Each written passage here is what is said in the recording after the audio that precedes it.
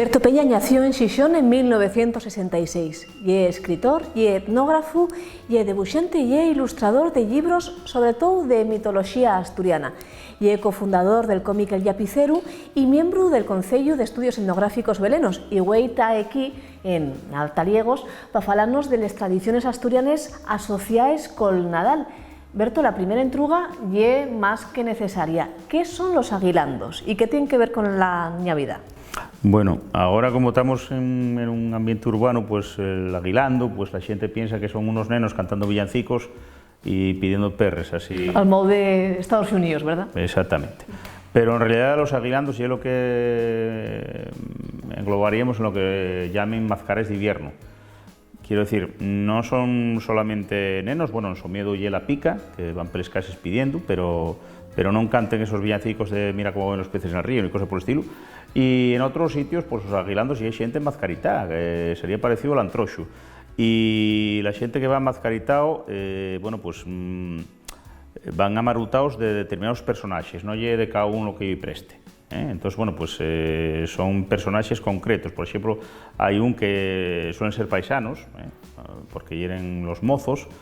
Y bueno, pues hay un que va de la vieja o la cardaora, que va con unos cardes de llana, que simboliza precisamente el invierno.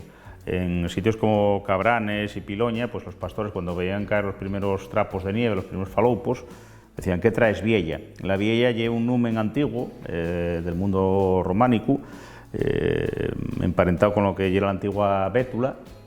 El Árcula Vieja también tiene que ver, el arco iris en castellano, el Árcula Vieja, y la vieja pues produce precisamente todo este tipo de fenómenos meteorológicos. Entonces esa vieja simboliza el invierno y va en ese cortejo de los aguilandos, con las cardas, que bueno, pues la llana simboliza eso, pues un poquitín los trapos de la nieve. Hay otro que va de diablo, con unas cornamentes que evidentemente no tienen nada que ver con el diablo del cristianismo. Y bueno, pues hay otro que va de oso, el oso a fin de cuentas es el señor de la Viesca, y otro personaje casi totémico. Hay una serie de personajes, por llamarlos de alguna forma, oscuros, que son con los que hay que congraciarse, y luego van los guapos, que bueno, pues son los que más modificaciones tienen a lo largo de la historia, ¿no? El militar, las madamas, el guapo, en fin, son los que bailen, los que van muy elegante vestidos. Y esos son los que más modificaciones tienen a lo largo de la historia. Pero esos otros, que bueno, pues ya os digo, el chardoneiro, que van con pellejos, con yocarones, con un montón de cosas, bueno, pues a fin de cuentas estos aguilandos hay que congraciarse con el año que muere, y congraciarse con ahí están desde los viejos dioses a los ánimas, a un montón de cosas. Hay que tener en cuenta que estamos celebrando lo que es el solsticio de invierno, la Navidad los cristianos faenlo coincidir precisamente con eso, y mucho anterior, y el mundo pagano antiguo pues congraciábase con esos personajes, convidándolos por las casas y tal, y por supuesto los cantares no son villancicos, para nada, y para asegurar pues una buena entrada de año. Entonces, bueno, pues los aguilandos, hay los en toda Europa, y es lo que llamamos mazcares de invierno, y acaben el culmen y precisamente en antroxo. Entonces, salíase el día de Navidad, salíase después también el día de Nochevieja, Año Nuevo, y después el día de Reyes. Esos 3 días era cuando salía esta gente mazcaritada y todo el pueblo, o varios pueblos, porque andaban varios en la contornada, pues convidábenlos y bueno, tenían que congraciarse con ellos. Y era muy mala suerte que no te entrasen en casa, y bueno, pues daban ellos frixuelos, orujos, casadielles, en fin, había un convite ahí. Y si no te entraban en casa, y era como un poquitín de mala suerte para el año, ¿no? O sea, yo acuerdo una vez que tuve en un Taramunde, que anduvimos a varios pueblos y entramos un poquitín de algunos pueblos de lo que es el Concello de Lugo, y bueno, hubo una casa que se nos esqueció y salió el pasino corriendo a llamarnos, porque teníamos que entrar, tenía toda la mesa preparada, ¿no? Entonces, bueno, pues hay una especie de congraciarse con esos fuerzas del invierno, de la naturaleza oscura, no controlar, congraciarse con ellos para tener una buena entrada de año. Hombre, luego siempre estaba pues aquel que era muy rácano y que normalmente bueno, pues no tenía tampoco mucho apego por el resto de los vecinos, y que si no daba nada pues había ciertas coples que, como te digo, pues no tienen precisamente religiosas, y más bien profanes, ¿no? Entonces, bueno, pues los que convidan, pues esta casa sí que estas sí que son paredes donde vive el sol y el oro y la plata y la hermosura de las mujeres, y si había de alguien de estos que non daben, entonces allá arriba en aquel alto hay una perra cagando para los señores de esta casa que no nos dan el aguinaldo, ¿eh? Entonces eran coples que no tenían nada que ver con lo que ahora en una ciudad entendemos como aguinaldo, ¿eh? No hay villancicos ni cosas por el estilo. Y normalmente eran los mozos solteros, los que estaban enmascarados, y bueno, ya os digo que había personajes concretos, ¿eh? O sea, no cada uno va de lo que le apetece. Mascaraes que nos queden ahora, que se recuperaron en Asturias, bueno, el guirria de Beleñu, de Ponga, ese nunca se perdió, ¿eh? Perdióse en Amieva, porque también lo hacían, Amieva y Ponga, en Beleñu y Sobrefoz y por ahí, pues va el guirria delante, que es el que va mascaritado y mete pellizcos a las moces y tira ceniza a la gente y tal, y detrás van los mozos que van todos a caballo. Entonces hay una tradición caballista bastante curiosa en lo que oye el Concello Ponga y el Concello Amieva. Después, bueno, pues está San Xoán de Villampañada o Villampañada, que lle grau, que recuperó sobre unos cuantos años y sigue haciéndose. Xedré en Cangas de Narcea, que bueno, pues ya intermitente, va haciéndose y tal, pero recuperóse también. Y después, bueno, pues tienes os Reixes del Valledor y os Reixes de Tormaleo, y que, bueno, también recuperaronse después de muchos años en que ya desaparecieren, ¿no? Y bueno, ya os digo, esto podemos englobarlo, amestarlo con lo que son les mascaraes de invierno de casi toda Europa. Llegaban hasta Turquía, lo que pasa es que, bueno, Turquía ahora ya está islamizada y el Islam prohibió este tipo de mascaraes, ¿no? Pasa un poco como con el cristianismo tenía una zona y una inercia con esto, y a lo largo de la historia, bueno, pues tenemos 1001 obispos que quieren quitar estos mascaraes, ¿no? Claro, eso estos mascaraes siempre se asocian al invierno y a ese concepto de los ritos de paso van a ser prohibidos a lo largo de la historia, ¿no? Normalmente solemos decir que fueron prohibidos mientras el franquismo, pero van mucho más allá. Sí, lo que pasa es que, bueno, la Iglesia nunca consiguió acabar con ellos, ¿no? O sea, tenemos desde Parmino de Reims a un montón de obispos que, bueno, pues consideraban esto, vamos, desde el siglo IV, V después de Cristo, o sea, de la nuestra era, bueno, pues y la gente xuntase y come y bebe y fan y cúbrese con pellejos de animales y, bueno, lo peor de lo peor. A fin de cuentas, bueno, pues ellos no se corten un duro y fan precisamente dicen que eso, que bueno, quiso la divina providencia que Jesucristo nuestro Señor naciese cuando las festividades de los paganos.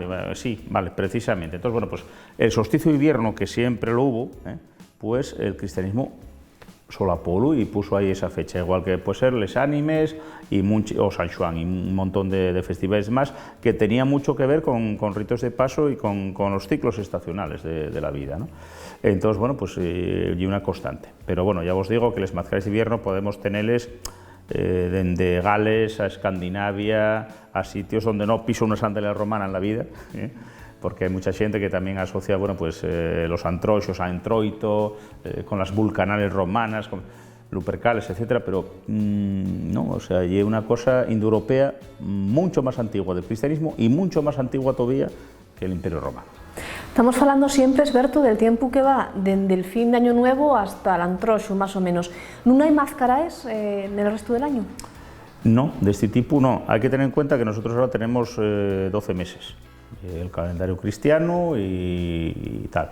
Pero entre los antiguos paganos, fueron celtas o xermanos, lo que lle Pallares, lo que lle noviembre, el 1 de noviembre, o sea, los defuntos, todos los santos, que lle precisamente cuando entra la oscuridad, cuando ya hay que recoger el ganado, cuando, bueno, ahora con el cambio climático pues no lle asina, pero el día de todos los santos nieve por los campos, o sea, ya entramos en el periodo oscuro. En ese periodo oscuro, bueno, pues ahí terminábase precisamente el año para los paganos y había un impasse.